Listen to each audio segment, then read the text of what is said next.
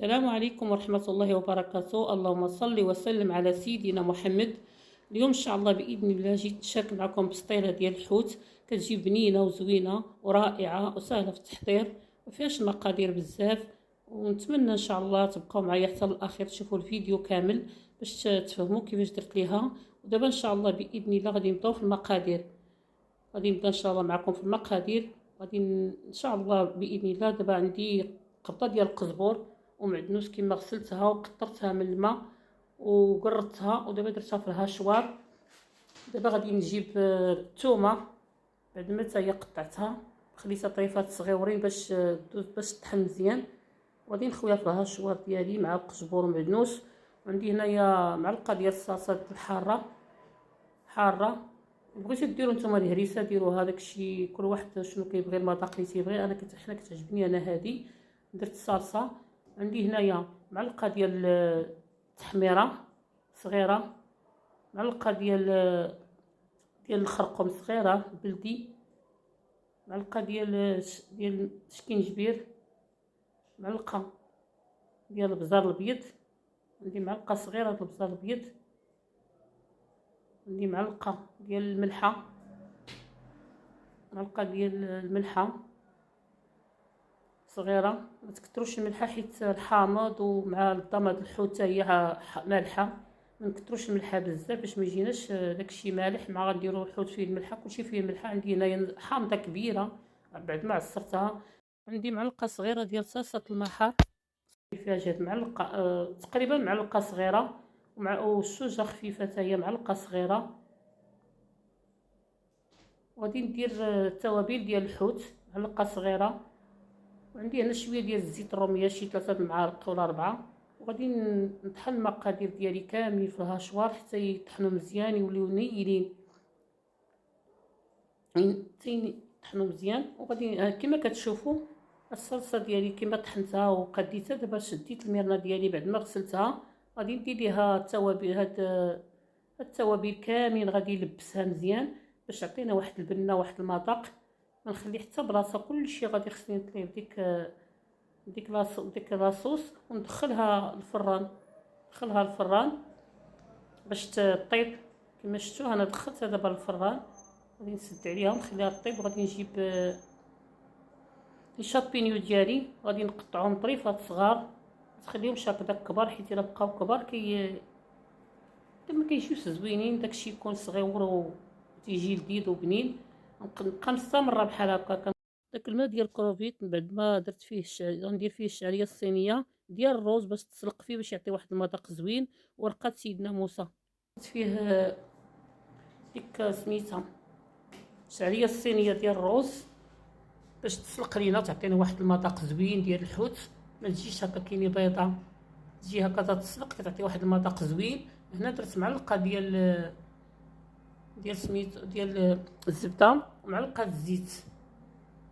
غادي نشحر فيهم الكالامار ديالي، ولكن ما تخليوش يطيب بزاف. خليه غير شويه، يبقى شويه طري باش ما يقصاحش، حيت هو الا طيبناه بزاف كيقصاح.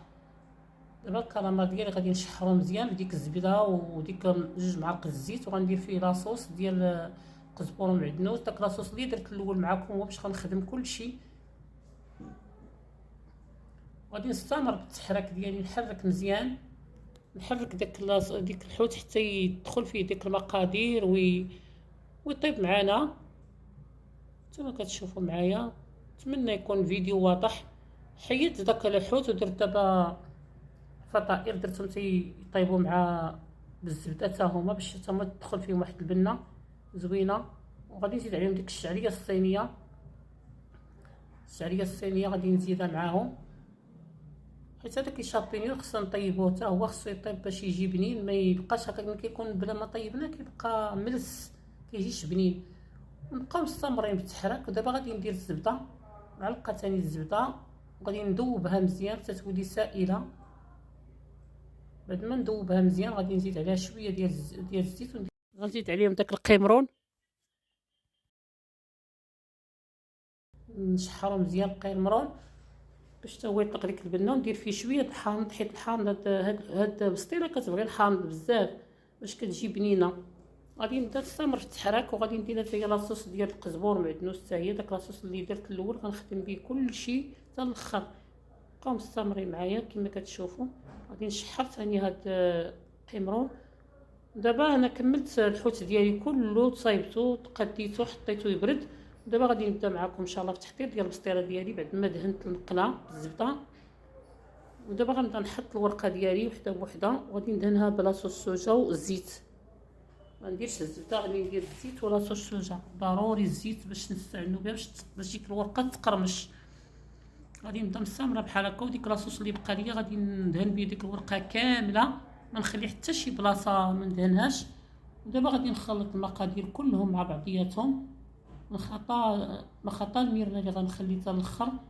غادي نقاد نحركهم مزيان، ندخل داك التوابل يدخلوا مع بعضياتهم. هانتوما كتشوفوا دابا كنقاد البسطيله ديالي.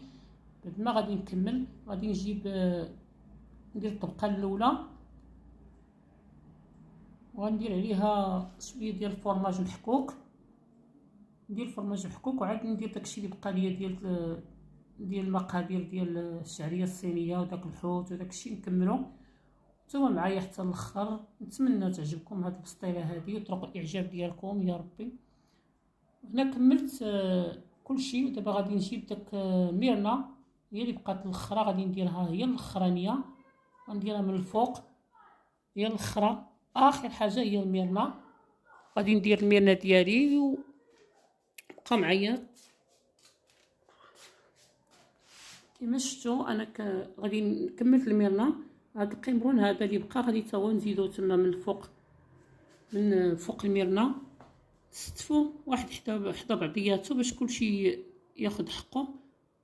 كما كتشوفوا معايا في الصوره واضحه. نتمنى ان شاء الله يبان لكم كلشي واضح. بقى معايا حتى الاخر.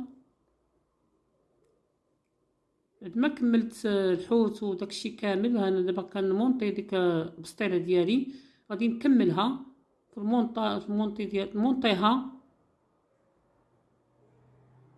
هاهي البسطيله بعد ما مونطيتها وزوقتها بديك الطريفات ديال الورقه اللي بقاو ليا. ندخلها معكم الفران. بقاو معايا حتى الاخر. شوفوا كي دخلتها الفران.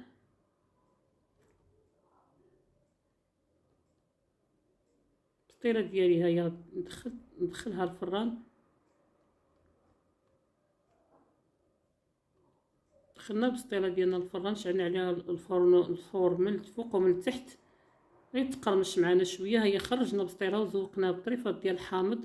داك القمرون من بعد ما سحرته وجدتو فوق منه. نتمنى تعجبكم وطرق الاعجاب ديالكم وتاكلوها معنا بالصحه والراحه. ما نقول لكم شحال بنينه بزاف. ونتمنى ان شاء الله يدخل عليكم هذا الشهر ان شاء الله مبارك سعيد وبالصحه والسلامه. وما تنساوش لايكات ديالكم وتفعيل الجرس واللايكات ديالكم وتفعيل الجرس ديالكم وكومونتيرات الزوينين بحالكم.